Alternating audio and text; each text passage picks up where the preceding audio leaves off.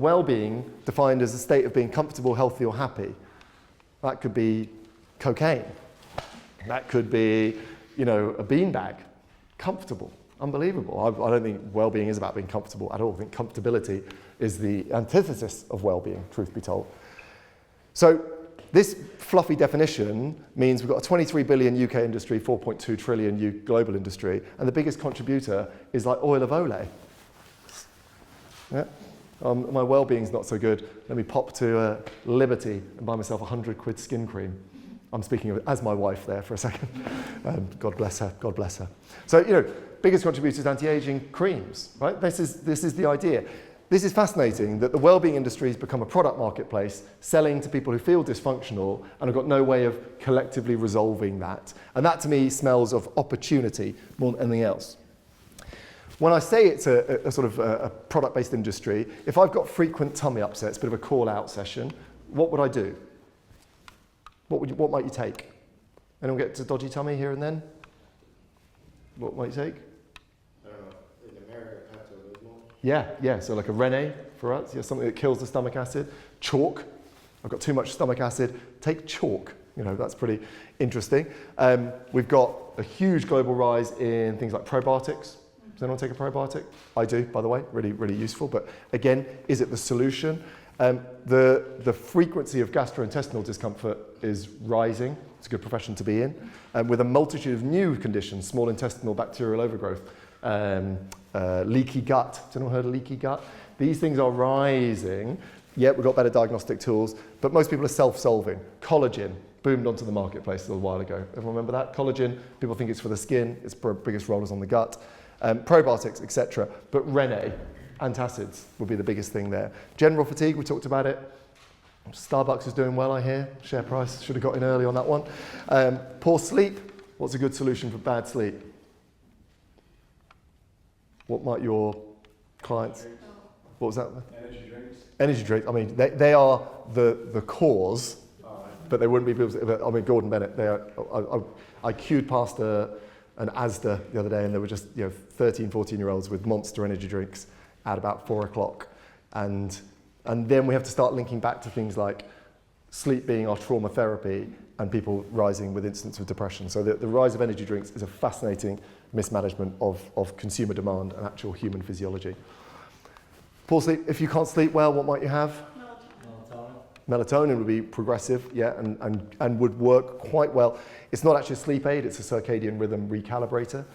So it does work for some people. For most people, it's useful for jet lag when traveling east, so it's valid there. I think if you took a sort of wise audience, I've got a group of thought leaders in here, alcohol would be a big sleep inducer. Yes, alcohol does improve sleep latency, helps me fall asleep at dinner parties and other social events. What it doesn't do is enable sleep quality.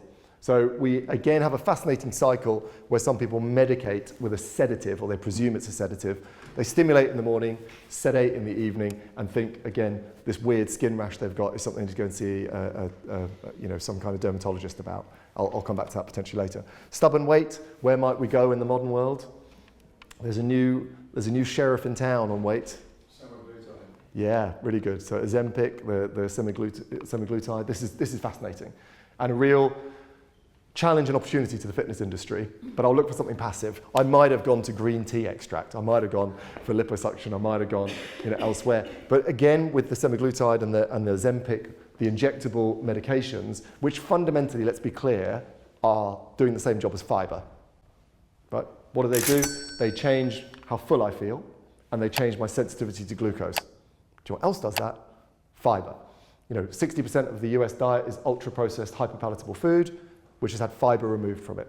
So what we'll do is we'll change our diet, and then we'll inject the thing that does the thing like the thing that we're in. It's interesting. What's interesting about weight loss, it's very different from fat loss. Okay, so we've got a huge interesting thing here. If I take a 100-kilogram male who's got 30% body fat, and I lose him 10 kilograms of muscle tissue, he may weigh 90 kilograms. His body fat percentage is going to be 32, 33%. He's got less tissue to absorb glucose. He's got less tissue to help manufacture testosterone. I've made that person far less healthy, 10 kilograms lighter. So weight loss has never been the challenge. Body composition change is fundamental here. But again, product in that place, Ozempic, are the biggest brand of that at the moment. Heightened stress. What do people take for stress?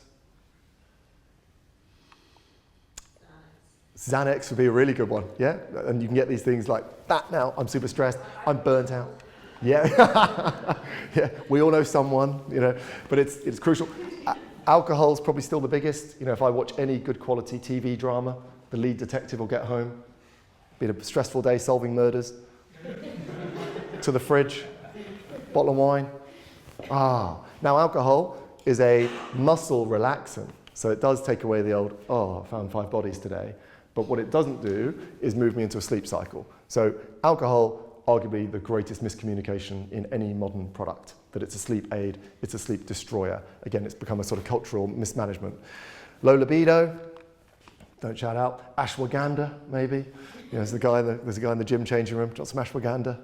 Adaptogens, things that would increase that potentially. Or I might be on testosterone replacement therapy. I might have gone on to that before any potential need. If I've got high stress, by the way, I will disable libido, because why would I want to have a baby in a war? So when we look at the physiology of stress, we can see a direct pathway to reducing androgen hormones, estrogen and testosterone, because why would I make a baby in war or famine, which is the only stress the body was designed for? So again, it's a symptom, it's a symptom, it's a symptom. These are symptoms of dysfunctional physiology, and this is a product marketplace that's basically cleaning up 4.2 trillion plus a bit. It's doing really well. Brain fog, nootropics, new on the market. You're not thinking clearly, bang a nootropic in, but put a blue thing on your tongue and you'll be a superhero. Everyone watched the film Limitless and thought that's genuinely happening now. It's not quite. Frequent low mood could be, again, the Xanax. It could be rhodiola. It could be a herb. I'll walk into any herbal shop, there'll be 1,000 things tapering over the symptom of these things. No one's asking me how well I slept last night. And I find that really interesting. 60% of the UK's got a sleep problem. 30% of that 100%, not 30% of the 60, 30%'s got a chronic insomnia or sleep apnea, sleep disorder. Who's a sleep professional that you go and see? If you go and see a sleep consultant, he's a respiratory consultant. He's going to deal with you choking yourself out because your neck's too heavy and you drink too much red wine. He's not going to deal with the fact you spend 2 hours playing Xbox, then you watch a Netflix horror film with 3 glasses of wine. Imagine you know someone like that. So I think it's really interesting that there's a product marketplace there for the taking.